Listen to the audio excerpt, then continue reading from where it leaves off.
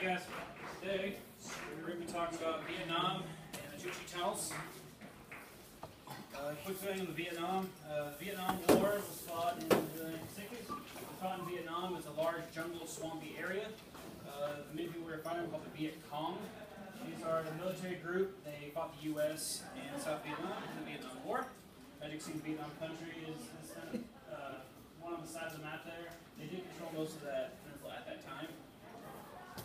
The Chu Chi tunnels is a large tunnel system that ran along Vietnam, specifically around the Ho Chi Minh City district.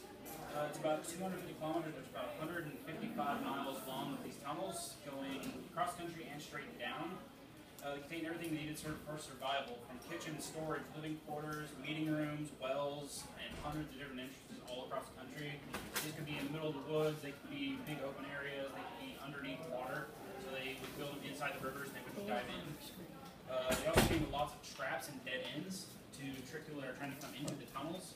They just have these things called punji traps, which are these traps that are made of spiked bamboo that are on the bottom of pits that were covered. We gotta take a time out. We're on dual screens. It says not combined. This is the kind of flexibility that's fun. It says we're not combined. We're good now. Oh.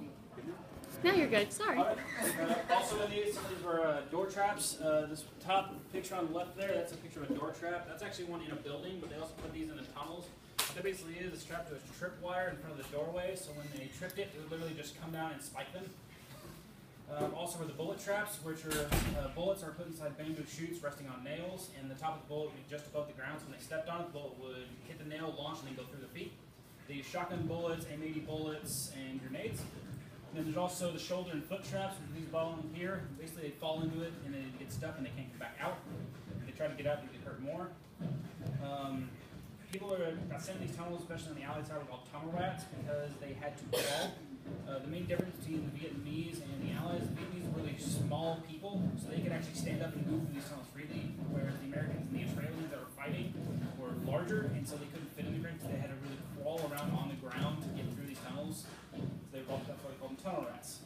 The only weapon they could really use was a pistol, which didn't have a lot of ammo, and they had maybe a couple of grenades and a knife. Battle the Vietnamese inside these dark tunnels. A couple pictures of the tunnels. As you see, these entrances are really small and they are well hidden. That one in the corner there is a tunnel there. If you look closely, you can barely see the border around the middle of it. They are really small entrances, and that's about the size of the tunnel from the guy crawling. So as you can see, the big tunnel entrances, they mapped all the way around there. They had a bunch of different open areas, but there were dead ends and everything along them. So what we're going to do today is we're going to recreate these tunnels. We handed you out a flag, whether you're American, if you had a star, that's the Viet Cong. So if you're on the Viet Cong side, you're going to go with Matthew over here. He's going to explain everything. The U.S., you're going to come with me to the back of this room here.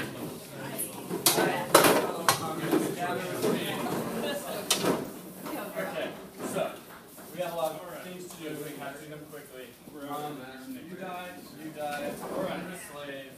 You're a slave. You guys are American. You're dead. And you're a slave also. Next. Alright. You're a general. Let's see. Soldier. Raise your hand if you don't have an assignment yet. You are a normal. Soldier. Okay. So, more importantly, we have to build. Send you two at a time. Okay. So, what we're going to do, tables, type things, chairs, and just make a path, right? And as you know, with tunnels, a lot of people died in the creation of them. And so there's going to be a few dead, but strategic placement here are going to place people in first corners are soldiers. So when the Americans try to come in emergency, and we have to make a large piece at the end so we can test for our general signals. They consists of our back. And they're going to have some soldiers in there for protection. But, so, what we have to do, I need to take tables, make a curved path. Like this. To create our tunnel. Where's the beginning? Where the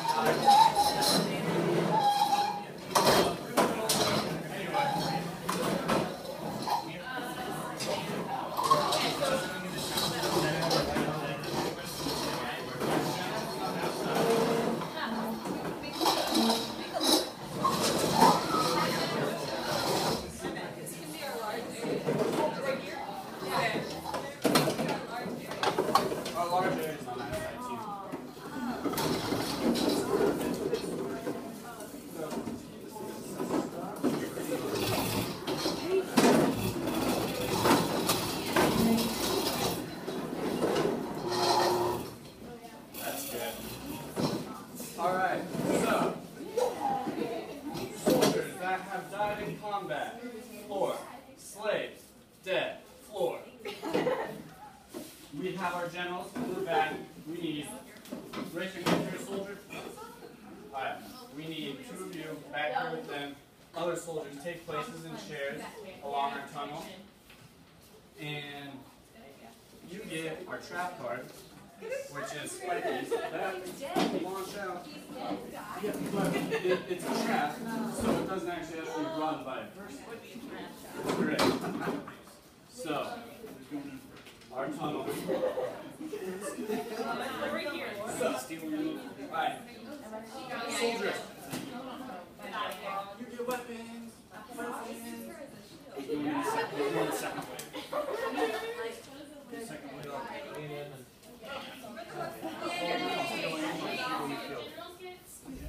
If someone falls in, generals actually get locks up the cash.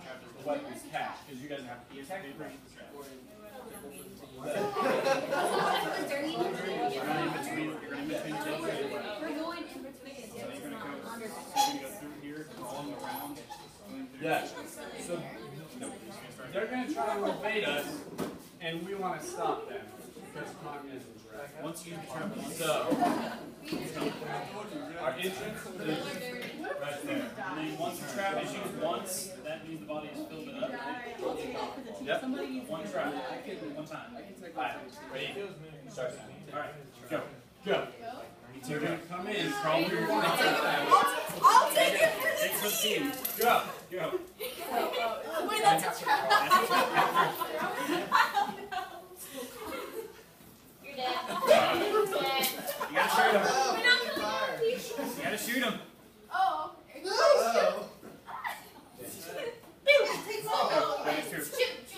His turn.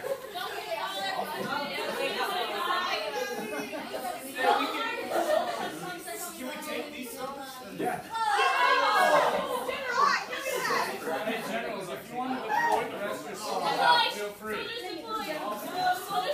I'm dead.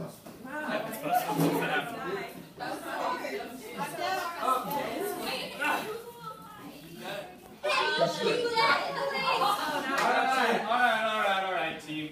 We can see how at the beginning, right, everyone got killed, and now there's a pile of bodies, right? So that's going to be impossible to get through. So, alright, simulation's over. Everyone,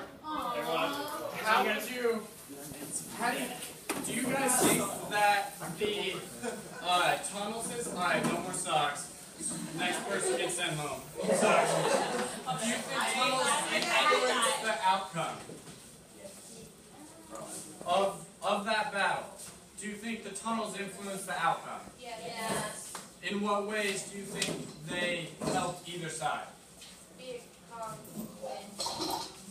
Yes, you're correct. But how did, okay, easier to defend? We're unable to be penetrated because their own bodies are locked in. Exactly. Do you think knowledge helped them? Because they knew the tunnel. They had the knowledge.